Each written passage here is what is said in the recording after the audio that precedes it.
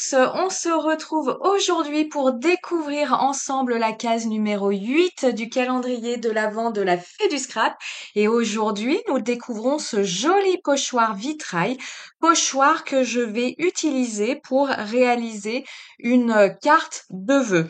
Alors, la première chose que je fais, c'est délimiter des bandes, vous voyez, sur le côté à l'aide de washi tape.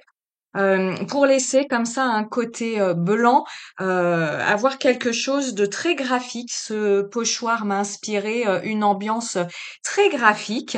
Et vous voyez, je viens appliquer, ici c'est un petit pot de Stickles, c'est ma couleur favorite, la couleur Moon Dust, que je viens appliquer finalement comme une pâte de texture. Alors petite parenthèse par rapport à ce pot de Stickles.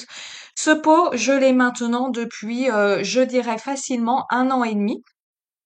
Et la texture de cette colle a changé avec le temps, elle s'est épaissie et je l'ai pour pouvoir continuer à l'utiliser. J'ai ajouté quelques petites gouttes d'eau dans mon petit pot. J'ai bien mélangé avec mon couteau en plastique que vous pouviez voir à l'instant et j'ai pu un petit peu la rendre un petit peu plus liquide pour l'utiliser comme vous l'avez vu ici en pâte de texture ou comme vous le verrez plus loin de la vidéo, eh bien en tant que colle à paillettes. Concernant le matériel utilisé pour cette carte, je suis partie d'un format A6 sur mon papier aquarelle Florence lisse 200 grammes. Donc c'est cette carte que vous avez vue en début de vidéo et je suis venue tamponner ma petite demoiselle sur le même papier puisqu'ici je vais utiliser mes crayons de couleur aquarellables et ce papier fonctionne très très bien avec les crayons de couleur aquarellables. Je suis partie, pour que vous ayez un petit peu le fil de mes idées au fur et à mesure de la réalisation de cette carte, je suis partie sur l'envie de réaliser une carte très ambiance hivernale, très légère. C'est pour ça que sur le fond, je suis partie sur des stickles vraiment légères. On voit que des paillettes qui donnent un effet un petit peu cristal à ce fond de carte. Et je suis partie sur une colorisation au crayon de couleur aquarellable pour avoir un côté très léger, très flouté, très transparent à ma colorisation. Pour la couleur peau de ma demoiselle, donc vous l'avez peut-être reconnu, c'est un tampon Shoe and Flowers. Pour la couleur peau, j'utilise mes crayons de couleur Albrecht Dürer de Faber-Castell.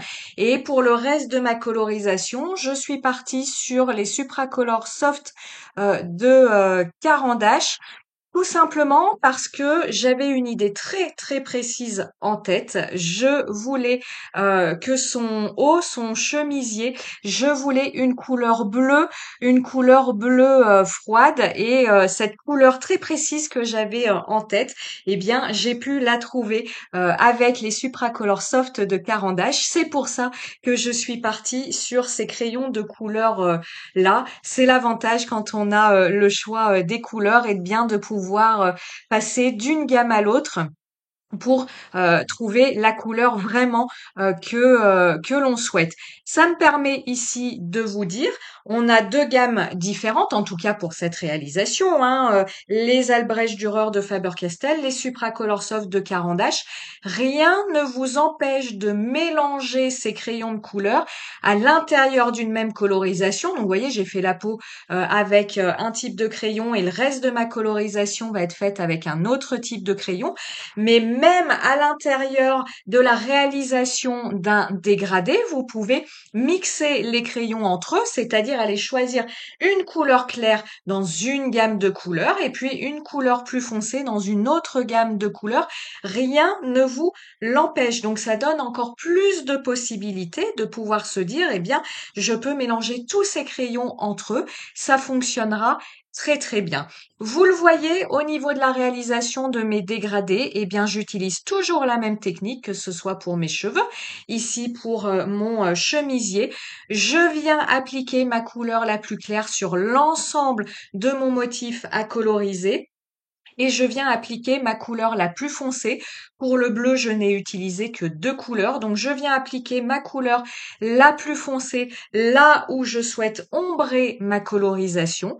Puis avec mon pinceau à réservoir d'eau, ici c'est un pinceau Pentel, mon pinceau avec une pointe fine, je viens appliquer mon eau et vous voyez, je commence toujours de ma zone la plus claire pour aller vers ma zone la plus foncée. Ça, je vous le dis souvent. Pourquoi je fais comme ça? Eh bien, parce que au fur et à mesure de l'application d'eau avec votre pinceau à réservoir d'eau, les fibres de votre pinceau vont capter les pigments de couleur que vous avez déposés sur votre papier. Et moi, je ne veux surtout pas amener des pigments foncés vers ma zone la plus claire. Je veux vraiment que ma zone la plus claire soit le plus claire possible.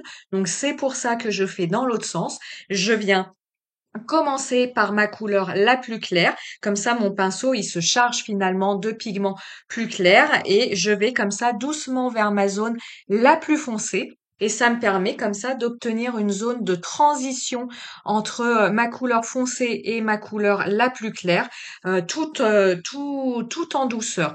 J'utilise exactement la même technique que j'utilise 2 ou 3 crayons. Je vais rarement au-delà de 3 crayons de couleur à l'intérieur d'un même dégradé, mais j'utilise toujours cette même technique qui est de partir de ma couleur la plus claire pour aller vers ma couleur la plus foncée. Vous voyez, c'est ce que je vais faire ici. Donc ici, en fait, je suis venue dans ma tête créer 2 zones de colorisation. La zone qui est entre les pans du manteau de ma jeune fille et puis la zone en dessous.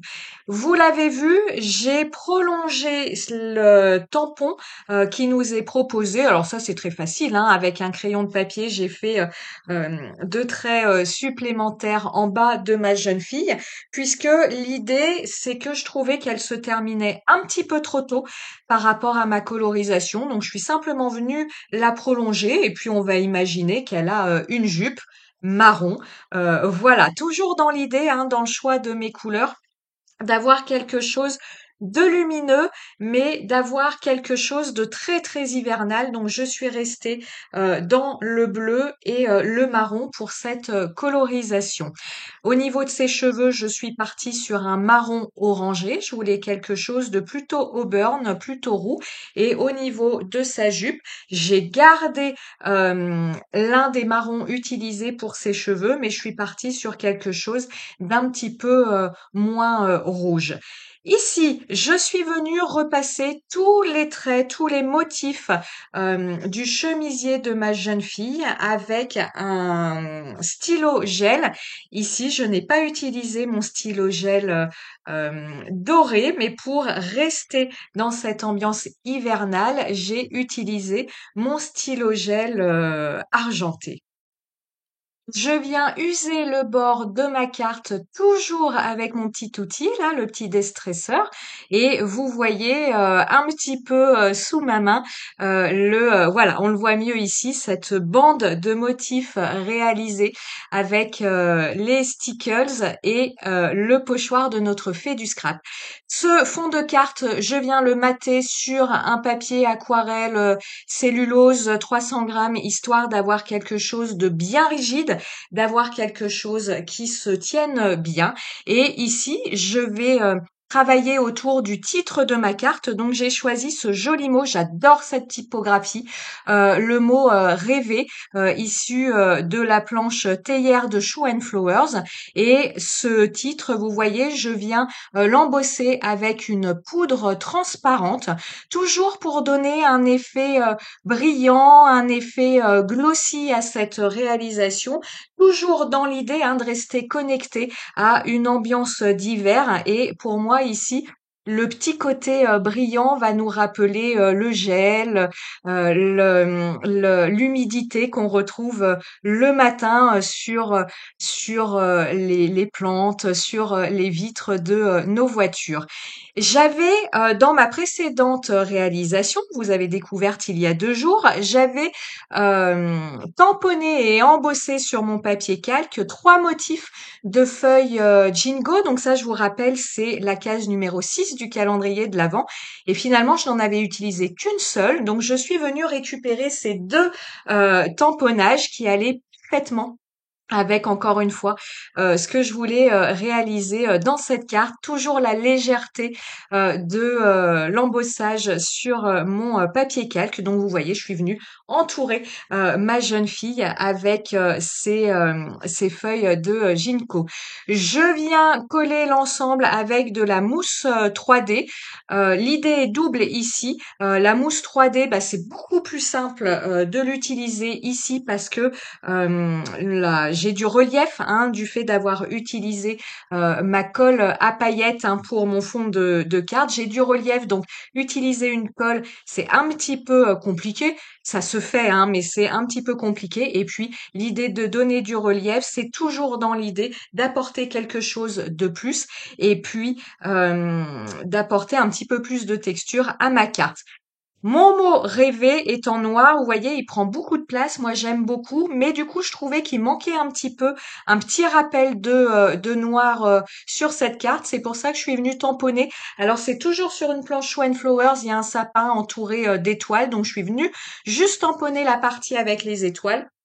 Je suis venue les coloriser en noir, tout simplement, les détourer et je suis venue les coller, voilà, sur mon fond de carte, toujours dans l'idée d'équilibrer ma réalisation. Ce mot rêvé en noir et les petites étoiles en noir au-dessus de ma jeune fille. Sur ma bouboule à neige, je suis venue remettre les mêmes stickers que j'ai utilisés sur mon fond de carte et une fois que mes stickers étaient sèches, je suis venue mettre du glossy accent. Des petites touches de blanc ici ou là et ma carte est terminée. J'espère que cette réalisation vous aura plu. J'espère que cette ambiance hivernale vous plaît. Moi, ça me plaît beaucoup. Et comme toujours, je vous souhaite de jolies réalisations avec ce pochoir. Et nous, on se retrouve très très bientôt pour d'autres idées, d'autres inspirations. Ciao, ciao, bye!